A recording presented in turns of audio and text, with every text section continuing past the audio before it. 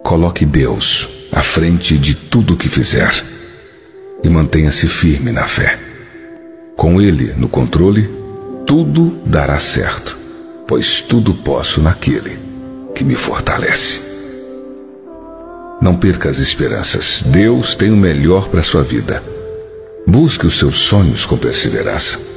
Quando você acredita nele, nada e nem ninguém pode te impedir de alcançar os seus objetivos.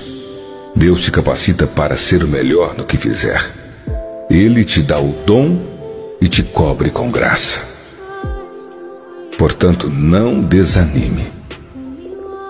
Se a fé em Deus, ela pode mover montanhas, imagina o que ela pode transformar na sua vida. Está escrito: o que é nascido de Deus vence o mundo, e esta é a vitória que vence o mundo, a nossa fé. Está em 1 João 5:4. Acredite nisso. Deus é contigo.